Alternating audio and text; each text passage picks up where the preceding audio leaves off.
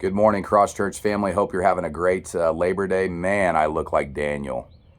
I got my quarterly haircut on Saturday, and it's strange because I never cut my hair. He cuts his hair like every day at lunch, so we we look a lot alike when I get my hair cut. So my apologies for that, but it was bad. I was starting to look like a hippie, so I had to get it cut. So I know a lot of you guys confused me for Daniel at church yesterday, and my apologies for that. I'll do a better job of letting my hair grow out a little bit longer. But hope you're well on this Monday. Happy Labor Day. I hope it's a time of family, quality time, and just having the day off and resting. And we just want to get your week started off right. And as most of you guys know, excuse me for my voice as well. I've been yelling at 11 and 12-year-olds for the last 2 months, so my voice has not recovered yet.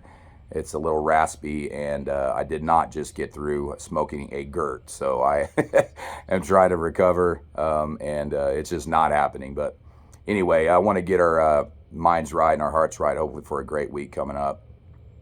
As most of you guys know, I'm a junior high football coach. I've head coached second year this year at Irving Middle School, and it's a huge responsibility. We've got 70 players this year. We've got 8 coaches, managers. I got parents, relentless parents. I've got to deal with things like that, and it can be overwhelming at times. And last week we played our first game against Longfellow Middle School.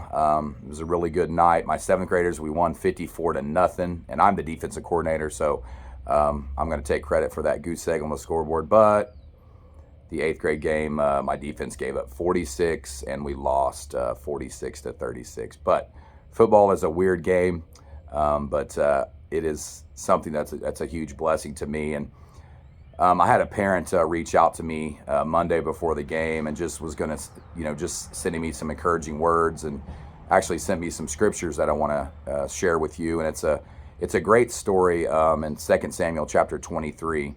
It's verse 20 through, I believe, 23. And we'll read that momentarily. But it's just a great story in the Bible that I know about, but a lot of times we often forget about it. And I'm sure a lot of you guys know about it as well. And we'll read that and just talk about what we can do to apply this to our lives. And it says, Benaiah, this is chapter 23 of 2 Samuel, verses 20 through 23. It says, Benaiah, son of Jehoiada, a valiant fighter from Kabzeel, performed many great exploits. He struck down Moab's 2 mightiest warriors. He also went down into a pit on a snowy day and killed a lion. That's going to be our key verse there. And he struck down a huge Egyptian. Although the Egyptian had a spear in his hand, Benaiah went against him with a club, kind of like taking a knife to a gunfight, right? He snatched the spear from the Egyptian's hand and killed him with his own spear. Such were the exploits of Benaiah, son of Jehoiada. He too was famous as the 3 mighty warriors.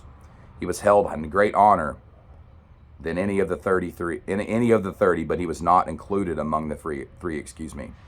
And David put him in charge of his bodyguard.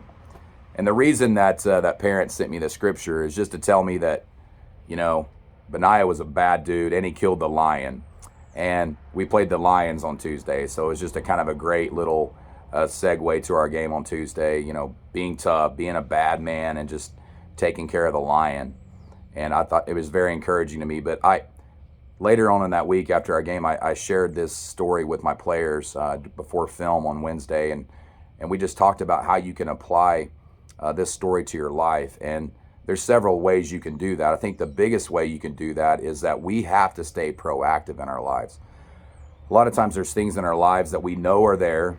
We see them out of the corner of our eye. We feel them in our heart, and we don't have the courage, we don't have the wherewithal, that's a great word, we need to use more, is to go in and take care of those things, to kill those things and rid them out of our lives, because it not only will be beneficial and a blessing to our lives, it will be a blessing to others as well. That lion could have done what? It could have done damage to him, to Benaiah himself, to his fellow warriors, to King David.